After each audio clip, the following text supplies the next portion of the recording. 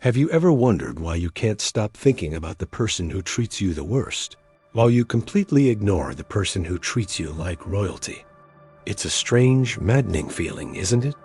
You question your own sanity, thinking there must be something wrong with you. But what if I told you that you're not crazy, you're not weak, and it's not your fault? What if I told you your brain has been hacked? You've fallen into a psychological loop, a powerful mechanism used by casinos to keep gamblers hooked, by social media apps to keep you scrolling, and by some of the world's most masterful manipulators to create unwavering devotion. Today, we are pulling back the curtain and exposing the source code of obsession. This is called intermittent reinforcement. By the end of this video, you won't just understand how to spot this trap and how to break free from it. You will also learn, if you choose, how to use it yourself to command absolute attention from others. This is a journey into the darker side of human psychology, so prepare yourself.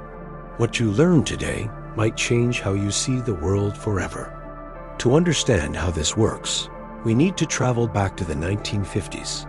A behavioral psychologist named B.F. Skinner was conducting experiments with rats in a cage. Each cage had a lever. When a rat pressed the lever, it would sometimes get a food pellet. Skinner noticed something fascinating. If the rats got a food pellet every single time they pressed the lever, they'd press it when they were hungry and then stop. The reward was predictable, and eventually they got bored. But when he changed the rules, everything shifted.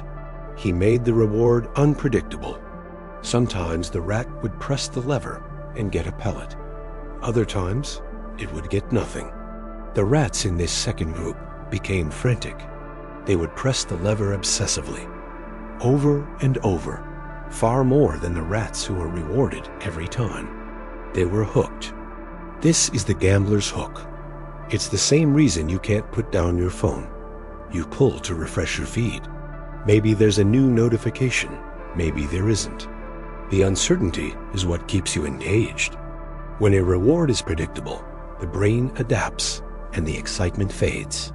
But when a reward is unpredictable, a text back today, silence for 3 days, then a sudden compliment tomorrow, the brain goes into overdrive. It releases massive amounts of dopamine, the neurotransmitter of craving and desire. Let's be clear, you aren't addicted to the person. You are addicted to the uncertainty of their validation. You've been placed inside a psychological slot machine, pulling the lever of their attention, hoping for a jackpot of affection. This is precisely why the so-called nice guys often finish last. They are too predictable. Their attention, their compliments, their availability, it's constant. The reward is always there, and because it's always available, the brain perceives it as having little to no value. There's no chase, no uncertainty, no dopamine rush. They are the lever that gives a food pellet every single time, and the brain, seeking excitement, simply gets bored and moves on. The bad boy or the elusive girl, who is hot one day and cold the next. They are the slot machine that might just pay out. The addiction isn't to them, but to the game they make you play. So, how do you take this scientific principle and apply it in the real world? How do manipulators install this program of obsession into the social matrix? It's done through a technique called the push-pull. It's a devastatingly effective way to create a psychological vacuum in someone's mind that they will feel compelled to fill with thoughts of you. Here's how it works. First, the pull. You give someone intense validation, affection, and attention. You make them feel like they are the most important, fascinating person in the world. You listen to them intently. You mirror their energy. You shower them with compliments. You create a powerful emotional high. They feel seen, understood, and desired. This is the reward. Then, just as they are basking in this warmth, you execute the push. You suddenly and inexplicably become distant. You pull away your attention. Your texts become shorter, your replies slower. You seem busy, distracted, or uninterested. Crucially, you do this without any explanation. This sudden withdrawal creates an open loop, a puzzle in their mind. They are left in a state of confusion and anxiety. What happened? What did I do wrong? Was it something I said? Their brain, now deprived of the dopamine it was getting from your validation, goes into panic mode. It needs to solve the puzzle to get the reward back. And so, they begin to analyze every single interaction they've had with you. They replay conversations in their head. They reread your old messages. They spend hours, even days, trying to figure out what went wrong and how to fix it. This is the genius of the push-pull. The more time and mental energy they invest in trying to solve the puzzle of you, the more valuable you become in their mind. It's a psychological principle called cognitive dissonance.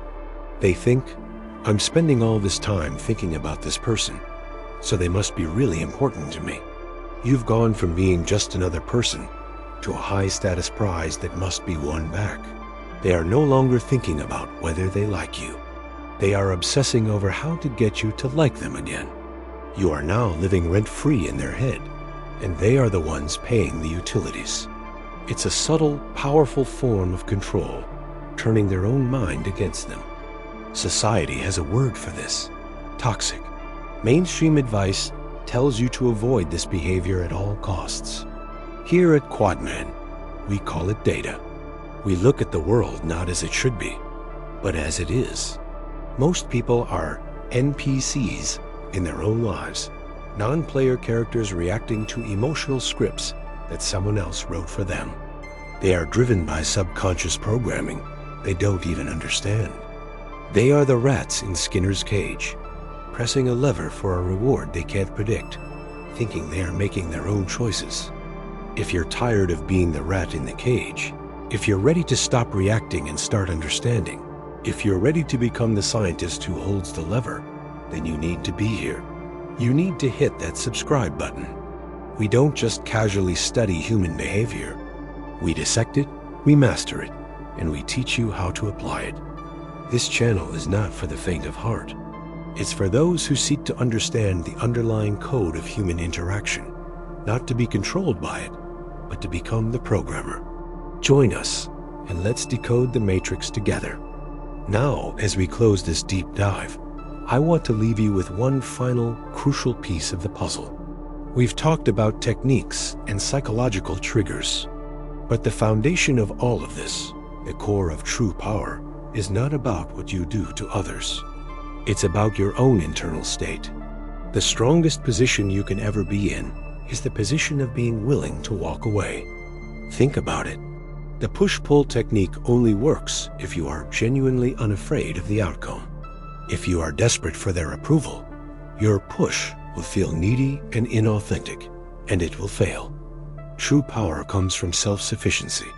It comes from building a life so fulfilling, a personality so compelling, and a sense of self-worth so unshakable that you don't need anyone's validation.